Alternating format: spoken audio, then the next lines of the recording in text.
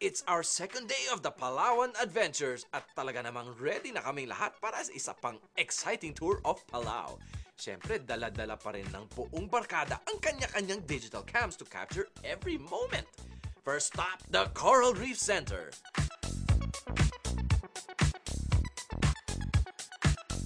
Para siya isang malaking aquarium na may maraming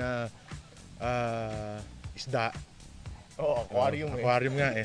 Nakita namin yung paano mag-reproduce ang mga corals. Interesting na interesting. May baby shark, may black tip na shark na baby pa. Nakita rin namin yung mga isda, yung mga pagong, mga pating. Interesting dun yung types of mangroves. Meron pa palang types of mangroves. Hindi lang pala iisa. Yung sa coastal na nakita. Sa coastal kasi medyo na yun. Patay na mangroves. Dito kahit paano buhay pa. Pumunta na lang kayo dito. Pumunta na kayo dito, tingnan nyo. Ayaw namin i-explain na ng detalye.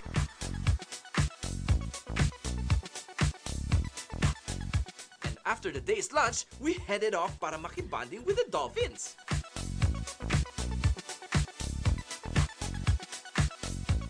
Pinet-pet muna yung dolphin. Tapos, ayun na, yung iba naman nag-kiss, nag-handshake. Hindi mo akalain, medyo parang rubber na leather na ewan yung feeling, yung kanilang katawan. Tapos mararamdaman mo yung heartbeat nila. Parang mas steady pa sila sa heartbeat ng humans. Ika nga ni Say, the dolphin is like a big talong na madulas. Enjoy talaga ang buong barkada with the dolphins.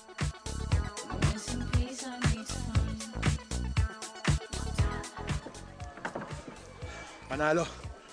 Sarap. Galing ng robot na dolphin, kinaya si Jojo. Panalo. Ayos ba? Malakas siya masyado. Nakalusot siya nung una pero binalikan. Oo. Tapos, saan kayo pumunta?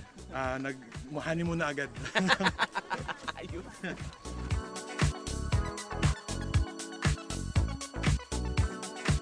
We had the chance na mahawakan din sila. Tapos nakikita namin sila sa ilalim, narinig namin yung sounds na kine-create nila pag nagsiswim silang mabilis or mabagal. Tapos hinila ka, di ba? Oh, tapos pinilit akong hilahin nung isa. Medyo hirap na hirap siya, naramdaman ko rin. Dapat dalawang dolphin yung binigay sa akin talaga. Mahirapan talaga yung dolphin na hilahin ng isang whale. Pero napatunayan namin na matalino ang mga dolphin. Oh, inilagan ako eh. Nabumuelo muna. Siyempre itong dalawang to, inggit to. Wala silang magagawa. Hindi ako nainggit. Ang saya-saya sa gilid eh. Nanonood lang. Saya-saya sobra. Sobra. Ang saya sa gilid, babasahin ka ng dolphin, no? Pinabasa ka lang, nananahimik ka.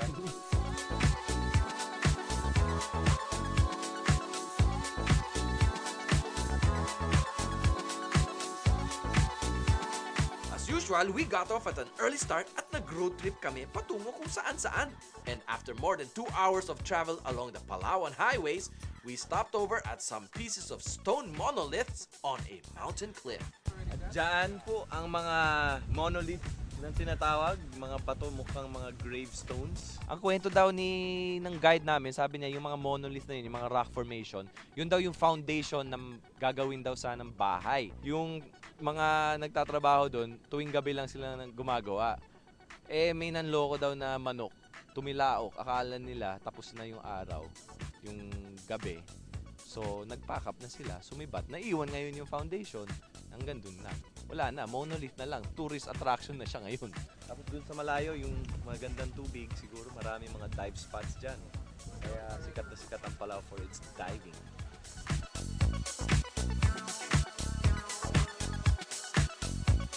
After that breathtaking view of the ocean, we headed off to the North Beach Cottage for a barbecue lunch.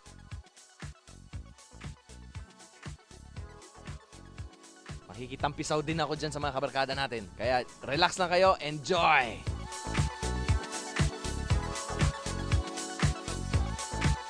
But probably the best and also worst adventure of all ay yung na-stranded ang buong gang along an unknown highway.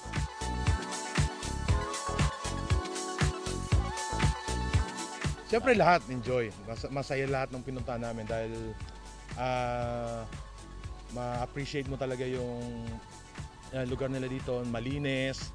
Tapos every island, hindi ka pwedeng pumunta doon nang wala kang permit from the government. from the government. Bawal talaga. Kaya ganun nila pinoprotektahan yung mga reefs nila. So hindi basta katulad sa atin na pag may nakita kang island, daong ka doon, magtapong kang basura, umalis ka. Dito, bawal.